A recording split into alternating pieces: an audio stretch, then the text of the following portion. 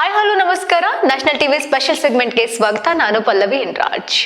ವೀಕ್ಷಕರೇ, ನಿನ್ನೆ ದೆಹಲಿಯ ಕೆಂಪುಕೋಟೆ ಮೆಟ್ರೋ ನಿಲ್ದಾಣದ ಬಳಿ ಸಂಭವಿಸಿದಂತಹ ಪ್ರಬಲ ಸ್ಫೋಟದಲ್ಲಿ ಕನಿಷ್ಠ ಅಂತಂದ್ರು 9 ರಿಂದ 10 ಜನ ಮೃತಪಟ್ಟಿದ್ದಾರೆ, 20 ಜನರು ಗಾಯಗೊಂಡಿದ್ದಾರೆ. 14 ವರ್ಷಗಳ ನಂತರ ದೆಹಲಿ ಮತ್ತೊಮ್ಮೆ ಅಕ್ಷರಶಃ ನಡುಗಿ ಹೋಗಿದೆ ಅಂತಾನೆ ಹೇಳ್ಬೋದು.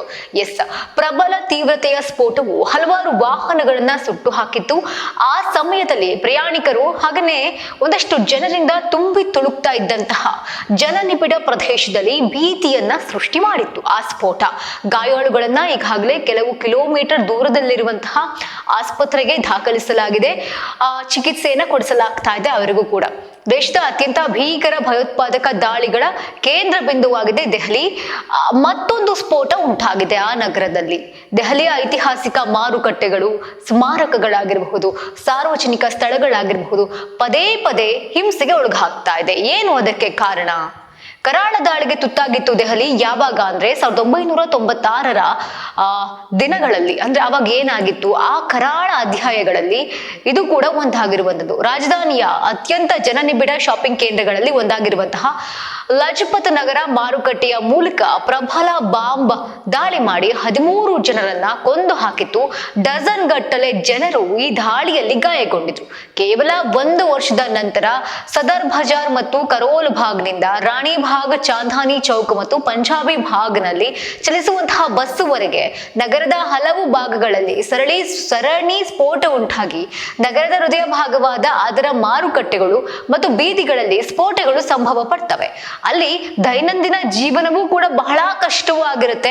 ಅಶಾಂತಿಯ ನಡುವೆಯೇ ಕೂಡ ಜನರು ಜೀವನವನ್ನ ಮಾಡ್ತಾ ಇರ್ತಾರೆ.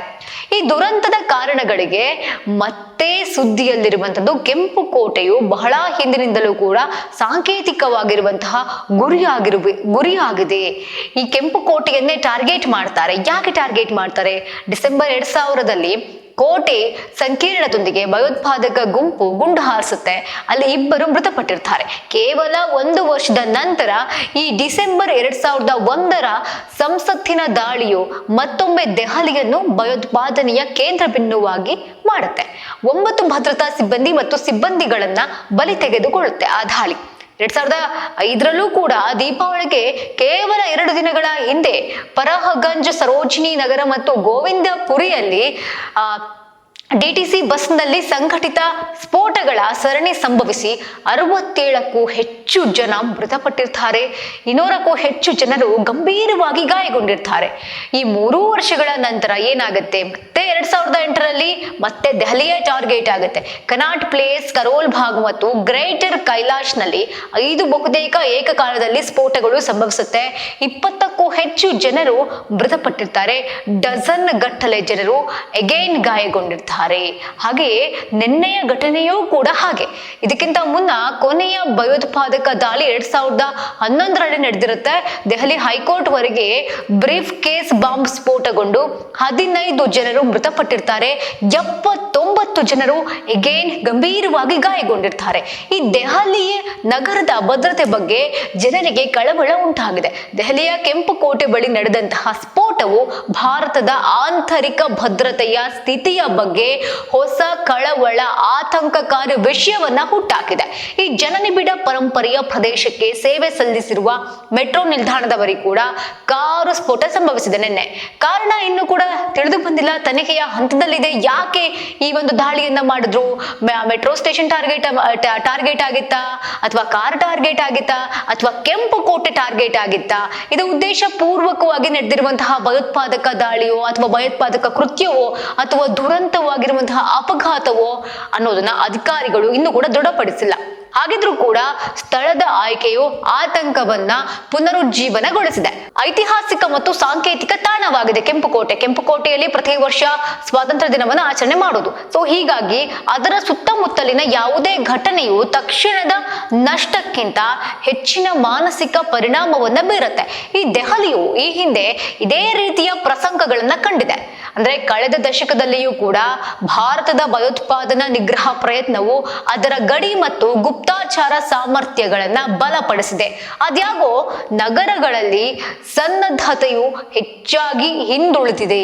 ಪೊಲೀಸ್ ರಚನೆಗಳಾಗಿರಬಹುದು, ಪ್ರತಿಕ್ರಿಯಾತ್ಮಕವಾಗಿರುತ್ತವೆ, ಅಂತರ ಆಗಿರಬಹುದು, ಏಜೆನ್ಸಿ ಸಮನ್ವಯ ಆಗಿರಬಹುದು. ಈ ಒಂದು ಘಟನೆಯ ನಂತರ ಮಾತ್ರ ಬಿಗಿಗೊಳ್ಳುತ್ತೆ.